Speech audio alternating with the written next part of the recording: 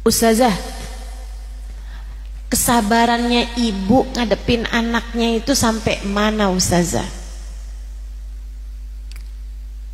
Ini sama kayak pertanyaan, Ustazah apakah sabar ada batasnya? Saya bilang iya, ada. Kapan Ustazah? Ketika mati. Sabar ada batasnya.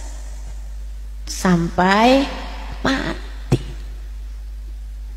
Kamu sakit nih, sakit banget, kamu diminta sabar. Sampai kapan saya sabar?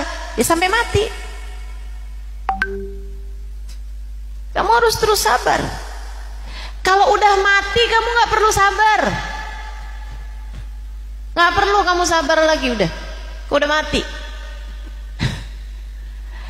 Sama halnya dengan kalau saya ditanya, Ustazah sampai mana batasnya nih Ustazah, saya ngadepin anak saya nih, saya disuruh sabar.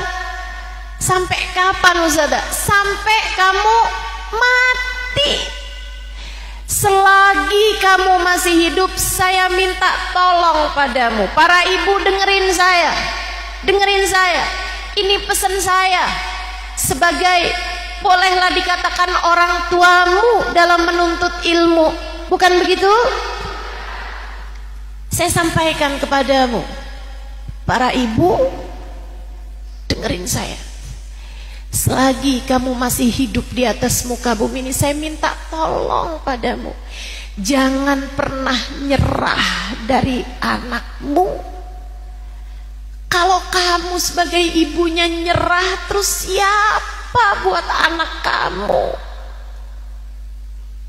Siapa buat anak kamu? Kalau kamu aja nyerah sama anakmu, kamu boleh nyerah sama yang lain. Kamu temenan sama orang, temen kamu udah gak sanggup lagi ngadepinnya, udah ya, you, me, and. Boleh, sama temen boleh. Bahkan teman-teman saudaraku sekalian, kamu sama suami nih ya, walaupun gak gampang-gampang, tapi kalau kamu di KDRT sama dia, begitu kan? Kalau suamimu sampai KDRT dengan syarat kamunya juga nggak nyolot. Suami kamu marah, kamu nggak iniin gitu kan, tapi dianya marah sampai mukulin sampai segala macem. Ada KDRT dalam rumah tangga ketika kamu sudah belajar menjadi istri yang solehah misalnya. Ada batasannya. Kalau udah sampai mengancam nyawa, kalau sudah sampai apa, teman-teman saudaraku sekalian, boleh bagi kamu untuk menyerah menjadi seorang istri. Istikharah. Kalau memang jawabannya lebih baik berpisah, berpisahlah. Saudaraku sekalian yang saya muliakan, tapi kamu sama anakmu enggak ada waktunya kamu boleh nyerah sama anak kamu. Saya minta tolong sama kamu, jangan pernah nyerah dari anakmu. Berjuanglah terus buat anakmu, buat keselamatan hidup mereka dunia sampai akhirat.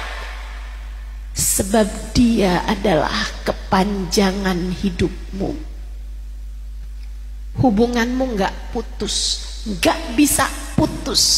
Sekali kamu punya anak, hubungan kamu sama dia nggak bisa putus. Sampai kapan?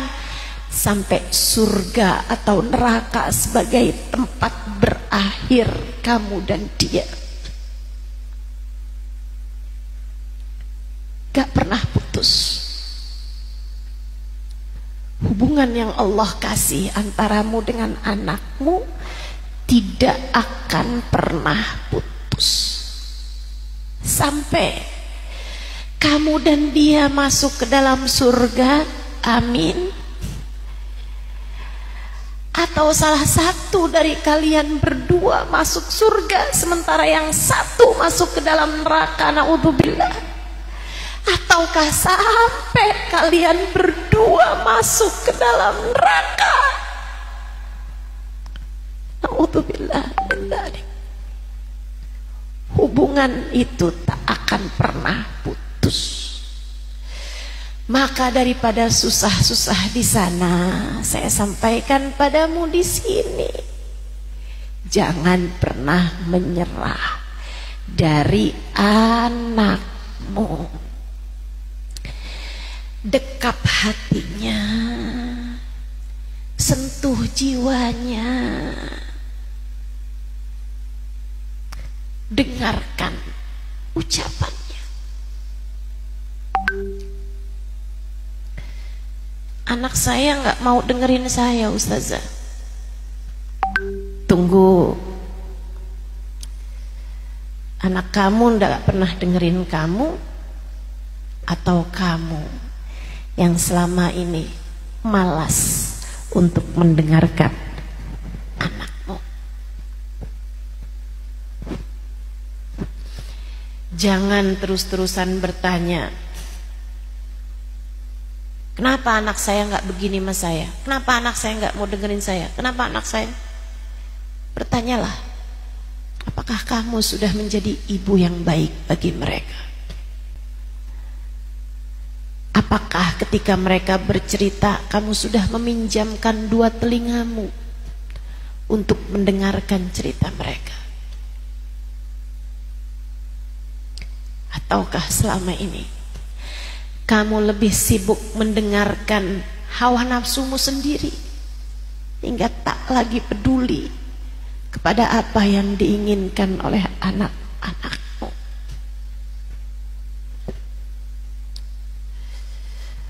Bu, anak-anak itu nggak minta macem-macem kok. Hal terbesar yang mereka perlukan darimu adalah cinta. Hal terbesar yang mereka butuhkan darimu adalah kasih sayang. Percayalah saya. Enggak, kamu enggak harus jadi perempuan-perempuan hebat, perempuan-perempuan yang punya gelar akademis, atau kamu harus jadi ustadzah yang hafal banyak hadis, hafal banyak ayat. Itu perlu kalau kamu pegang mic kayak saya. Tapi kalau kamu sekedar mau jadi ibu yang baik bagi anak-anakmu, kamu nggak perlu itu semuanya, teman-teman. Yang kamu perlukan hanya satu: sayangi anakmu. Sayangi anakmu. Dan tunjukkan itu kepada mereka. Sayangi anakmu. Tunjukkan itu kepada anak-anakmu biar mereka tahu. Ada banyak orang tua, anak umuran SD, kerjaannya ngomel mulu. Kok baju seragam kamu kotor? Kok kamu ketinggalan bukunya? Kok kamu belum ngerjain PR? Kamu udah marah mulu kerjaannya. Kadang-kadang sampai kamu cubit. Pas anaknya udah tidur, di waktu malam diliatin, anaknya nyesel. Terus dia bilang, maafin mama ya nak. Anakmu lagi tidur. Kamu pikir anakmu udah sakti sampai bisa mendengar ucapanmu di saat dia tidur? Kenapa? Apa masalahmu? Gengsi ustazah mau minta maaf sama anak. Buang gengsimu, teman-teman. Buang. Enggak ada perlunya. Apa yang mau kamu pertahankan dari gengsimu itu? Minta maaf sama anak. Minta maaf. Nanti dia manja ustazah. Enggak ada ceritanya begitu. Enggak ada ceritanya begitu.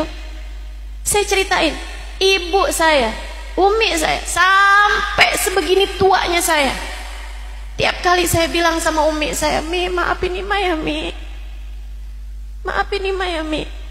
Buat segala salah imam yang umi tahu, yang umi gak tahu. Apa jawab umi saya? Ya maafin umi ya Im. Umi itu dulu banyak gak ngertinya Im, maafin umi ya Im ya. Maafin Umi ya nak ya. Bahkan kadang-kadang di saat saya nggak minta maaf sekalipun, Umi saya senang banget pegang-pegangin tangan kalau habis sholat. Terus Umi bilang, maafin Umi ya nak ya, maafin Umi ya nok ya. Apa? Terus saya jadi manja gitu? Nggak pernah. Nggak usah takut.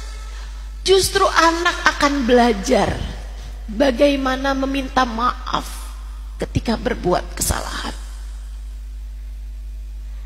Kamu harus jadi orang tua yang soleha, berakhlak, biar anak-anak kamu bisa mencontoh itu dalam dirimu.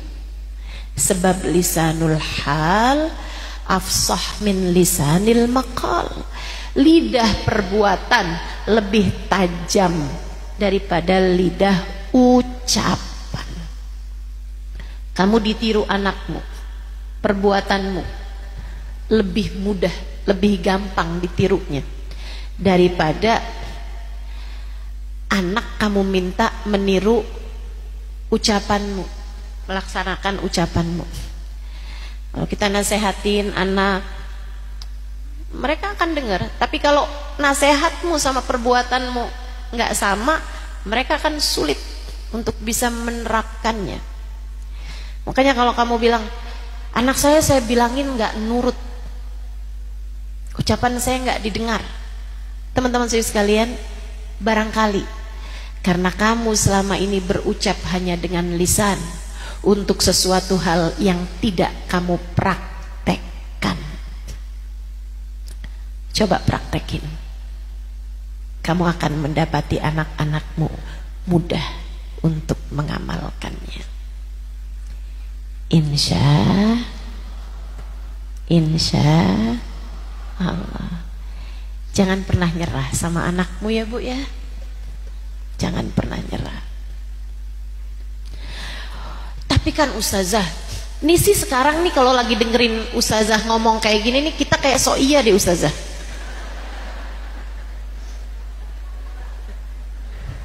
Betul?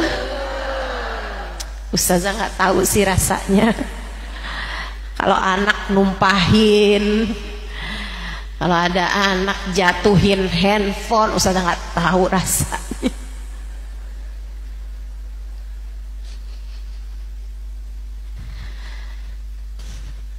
Kalau lagi dengerin nasihat kayak iya nih Ustazah. Tapi kalau ntar ketemu sama anaknya nih, kita udah ngomong panjang, dia jawabnya heeh. Kamu kok nggak dengerin mama? Dengar. Tapi kamu sambil mainan HP dengar. Nyebelin tahu Ustazah. Begitu.